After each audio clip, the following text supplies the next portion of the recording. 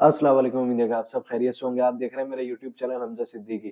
PTI के हवाले से बल्ले पे बहुत ज़्यादा खबरें आ रही हैं और पता ये चला है कि आज एक समाअत होगी और उसमें इनको ये फाइनल हो जाएगा कि क्या इन्हें बल्ला मिल रहा है या नहीं। तो इसी से रिलेटेड और काफ़ी सारी चीज़ें हैं पीटीआई और दीगर सियासी जमातों की कि क्या चल रहा है और क्या होने जा रहा है। तो आज पीटीआई के बल्ला मिलेगा या नहीं, आज उसकी समाअत होगी। उसमें ये देखा जाएगा कि इंट्रा पार्टी इलेक्शन की जो भी कानूनी कार्रवाई है उसके तहत हुआ है या नहीं। अभी तक जो भी इलेक्शन कमीशन के वकील का कहना है, उनका यही कहना है कि ये जो कानूनी तौर पे जो है ये सारी चीजें नहीं हुई हैं, इसलिए बल्ला नहीं दिया गया। मजीद समाअत आज होगी, आज पता चलेगा कि वो जो तबसरे और जो भी बहस और मुबाहिसा हुआ है उसमें आज फैसला क्या होने जा रहा है। तो आज 3 रुकनी बेंच बैठेगी, उसके बाद पता चलेगा कि क्या हुआ है। दूसरी तरफ हम ये चलते हैं कि जो भी और बाकी सियासी जमातें हैं, उन सारे लोगों को जो है, उन सारी सियासी जमात और आज़ाद उम्मीदवारों को जो निशानात हैं, वो सब उनको मिल गए हैं। अब अगर हम देखते हैं कि क्या चल रहा है और क्या होने जा रहा है, तो ये खबर फैल रही थी कि इलेक्शन नहीं होने जा रहे, जो कि सेनेट में एक बिल भी पास हो गया था। लेकिन अभी तक यही चीज़ चल रही है वाज़ेह तौर पे कि इलेक्शन होंगे। 8 फरवरी को इलेक्शन होंगे, जिसमें इलेक्शन कमीशन का क्लियर शेड्यूल और मैसेज है और चीफ जस्टिस के जो तहत जो हम चीज़ें देख रहे हैं उसमें भी यही दिख रहा है। और एक और डेवलपमेंट हुई है और उसमें ये है कि ताहयात नाअहली जो है इमरान खान को नहीं मिली है और उस चीज़ से एक तरफ कर दिया है और क्लियर कट जो है उनको एक ताहयात नाअहली से हटा दिया है। दूसरी तरफ उन्हें जो है रिमांड में ले लिया गया है और ये दोनों चीज़ें अगर हम देखें तो ये कानूनी तरीके से चीफ जस्टिस ने की हैं, जो भी उनको कानूनी चाराजोई उन्होंने की है। इस पे काफ़ी लोग तनकीद और बहस कर रहे हैं कि ये ऐसा होना चाहिए था, इमरान खान को जो है रिमांड नहीं देना चाहिए था या इमरान खान को नाअहली जो है नहीं ताहयात वाली जो है कम नहीं करनी चाहिए थी। इसमें दोनों चीज़ें ये हैं कि इस पे जब चीफ जस्टिस ने कहा कि ताहयात नाअहली वाला फ़ायदा आपको भी होगा और दूसरी पार्टियों को भी होगा, तो इस पे इमरान खान चुप रहे और जो रिमांड वाला मामला है उस पे जो है ये तोशाखाना वाले केस में जो है इन्हें रिमांड दिया गया है।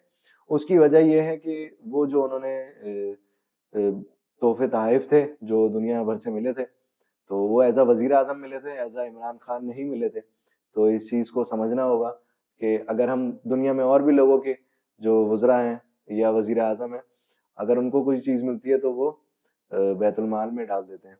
अब उसके बाद जो है इन्होंने जो चीज़ें बेची हैं 53 के फिगर में जो है चीज़ें आ रही हैं, जो उन्होंने बेची हैं और इतने कम रकम में बेची हैं कि 1000 मिलियन रुपए का जो है पाकिस्तान को नुकसान हुआ है। तो अब ये सारे केसेज़ हैं जो चीज़ें चल रही हैं।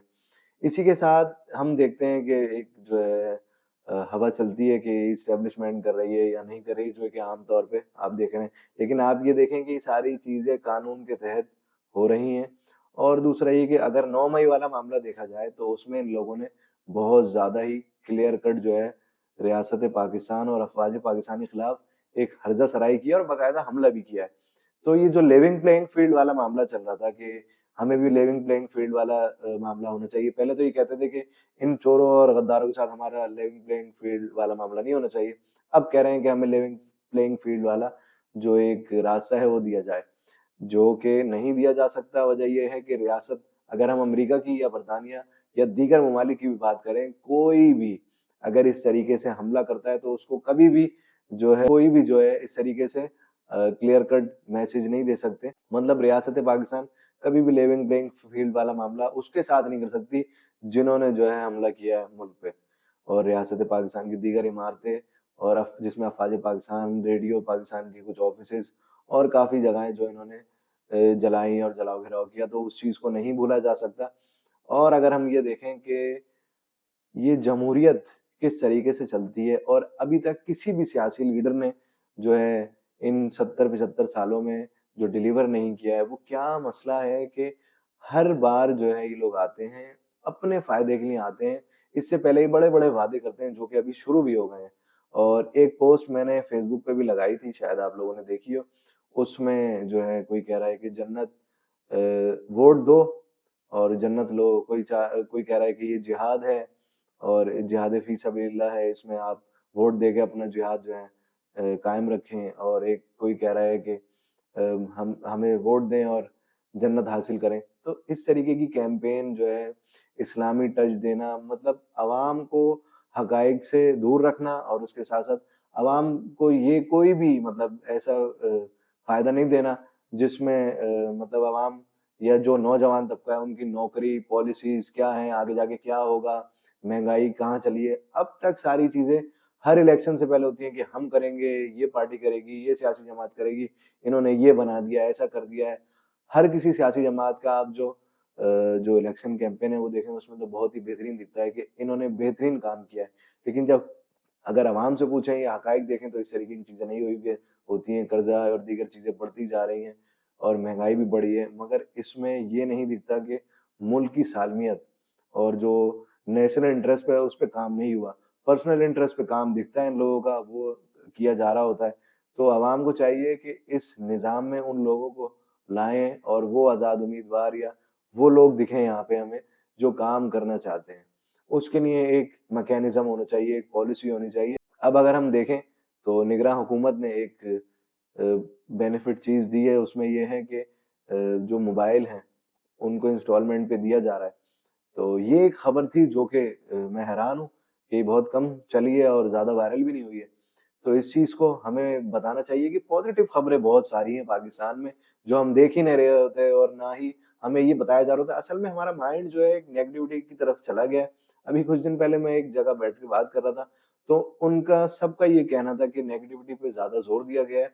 एक आम शख्स भी जो है ना, खबर देखता है इसलिए कि उसको कोई इसमें नेगेटिविटी मिल जाए, एक सनसनीखेज खबर मिल जाए रियासत या हुकूमत के खिलाफ, और फिर जो है वो एक हंगामा बरपा हो और लोगों को बताए देखो ऐसा हो गया मुल्क में, ये जो है बड़ा मुश्किल चल रहे हैं हालात। तो इस चीज से बचें और जो पॉजिटिव खबरें हैं पाकिस्तान के हवाले से उन चीजों को देखा करें कि कुछ नौजवान जो स्कॉलरशिप पे जो है आगे जा रहे हैं। अभी मैं ये देख रहा था शायद चकवाल में एक डीसी है, उन्होंने ऐलान किया, शायद इस पे भी कोई इतना जो है आवाम को पता ही नहीं चला कि एक चकवाल में पंजाब साइड एक डीसी हैं लेडी, उन्होंने कहा है कि नस्ट यूनिवर्सिटी में जो भी स्कॉलरशिप पे पढ़ना चाह रहा है या स्कॉलरशिप पे जो भी आएगा जिसकी 70 to 80% से ज्यादा परसेंटेज है, उन सारे लोगों को वो लोग अपने तौर पे नस्ट यूनिवर्सिटी के जो भी अवामिल हैं उनमें रहते हुए उन्होंने देखा कि जो भी एसओपीज हैं उन सारी चीजों को रखते हुए फ्री स्कॉलरशिप भी वो लोग दे रहे हैं। तो ये सारी पॉजिटिव खबरें हम सुनते ही नहीं है। हमारे मिजाज में एक नेगेटिविटी आ गई है और अगर हम देखें कि होटलों या दीगर जगहों पे सिर्फ ये बात हो रही होती है, ये मसला हो गया, ये मसला हो गया। मसले तो हैं लेकिन उसके साथ साथ बहुत सारी अच्छी खबरें भी हैं जो कि दब जाती हैं, हमें पता ही नहीं चल पाती हैं और हम उससे फायदा भी नहीं उठाते हैं। उम्मीद है कि आपको ये वीडियो समझ आई होगी और इस चीज पे अमल करें कि नेगेटिविटी से बच के पॉजिटिविटी तक जाएं और लोगों को ये इस बात का इदराक करें कि भाई ये मुल्क में बहुत सारी पॉजिटिव खबरें हैं जो कि नहीं बताई जा रही होती। जो भी प्रोपेगेंडा टीम है या लोग बैठे हैं वो सिर्फ नेगेटिविटी फैला रहे हैं, हमें पॉजिटिविटी की तरफ जाना चाहिए। शुक्रिया।